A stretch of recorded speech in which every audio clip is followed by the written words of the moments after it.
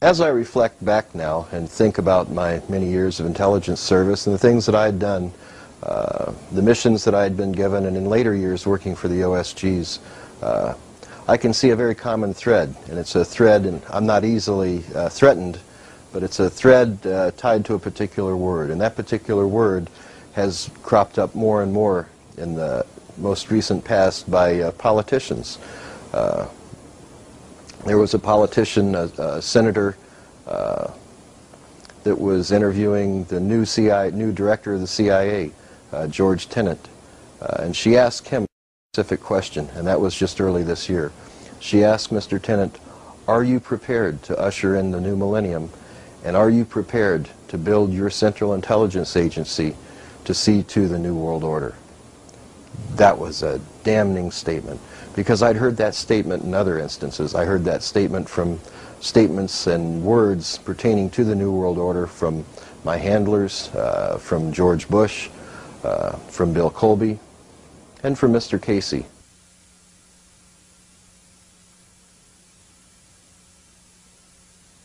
George Bush was one of the highest up that I'm aware of, if not the highest up that I was ever exposed to during the course of my White House Pentagon level mind control victimization.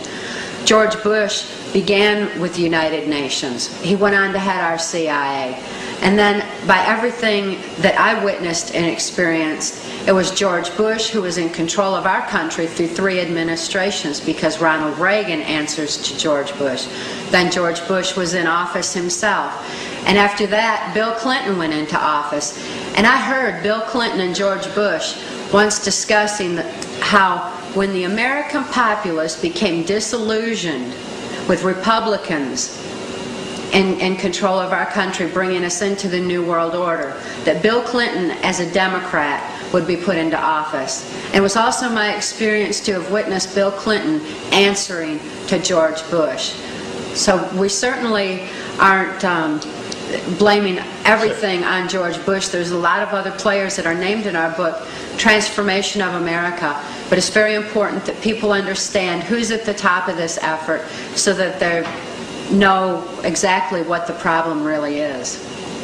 I can see that everything we were doing from 1986 in the OSGs until I left in 1982, 1992, were designed to align countries into a one-world government. There's no doubt in my mind that that's what we were doing. There's no doubt in my mind that that timetable by the end of 2000 will be accomplished. As a matter of fact, having seen certain time schedules for things to happen, not understanding what it was designed for, I can say that they're ahead of schedule right now. It's our job to deter that, to slow that down, and perhaps by slowing that down, by slowing it down at the very top levels of these group of elite, perhaps we can give us common people the opportunity to come together and decide that there's something better than what they have planned for us in the New World Order. Pyramids. At the peak of the pyramid, you've got a tiny, tiny few people who know everything there is to know about that organization. They know its real agenda, its real motivation, where it's really seeking to go. The further you come down from that pyramid peak in any organization, you're meeting more and more and more people who know less and less and less about what that organization's agenda really is. They only know their part in it. They call it compartmentalization. I always also call it the mushroom approach. Keep them in the dark and feed them bullshit. Through this pyramid system, well into the 90% of people who are daily in their jobs in this city and other cities around the world, who are daily pushing this world towards more and more centralization of power on a global level, either don't realize they're doing it because they don't see the big pattern, or they don't realize the implications of what they're doing. And all these aspects of life, the banking system is a pyramid, so is the media, so is the secret society network of the world, so is the multinational corporation network. And at the peak of their pyramids, they fuse into one global pyramid peak, where a tiny few people, maybe no more than 13 families, pervade down the pyramid an all-encompassing policy which pushes us daily towards more and more centralization of power. But you know, if you look at the pyramid, where is the power in the pyramid? We've been conned and conditioned and programmed to believe that it's up there. It is not. That's up there because the rest of the pyramid, us, are holding it up there, and that's the only reason it exists.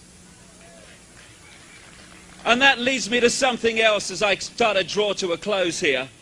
And that is, it's okay standing at microphones like this and meetings like this and saying it's them, it's them, it's them. No!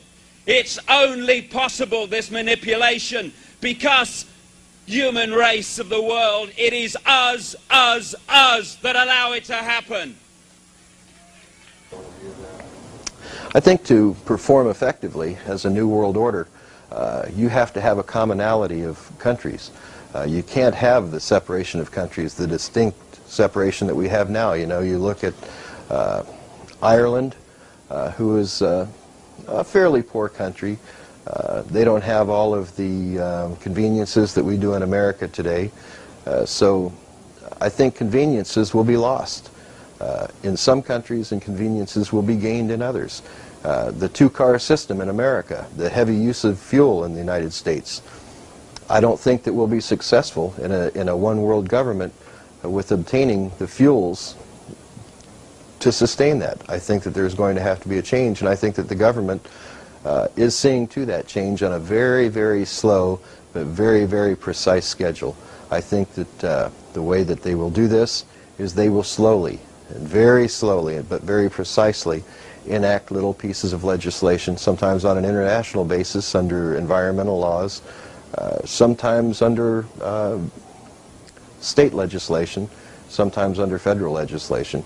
But I think you'll see these little tags that are put on legislation will affect us for the rest of our lives.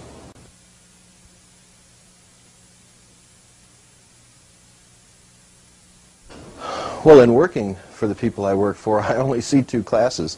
I see the leaders who are the elite, and I say the leaders who are the elite because of the people that we work for.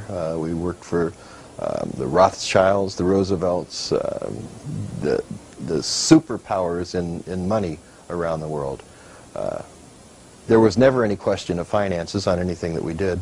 If I needed $250,000 for a mission, I had a signature line of credit. I walked into a bank in New York, I signed my signature, pulled out $250,000 cash, walked away, and that money was replaced the following week.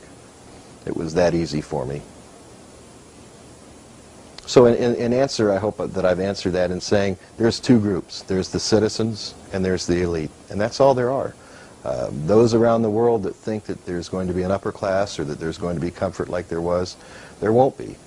Myself, I see even maybe a third class, but that third class won't be considered citizenry on the New World Order. It'll be considered enemies of the New World Order who are possibly living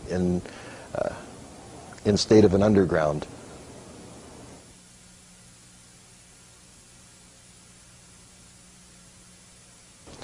I think in summing up what I'd like to say to all of you who listen to this video and in the media, I'd like to ask one question. Is anybody there?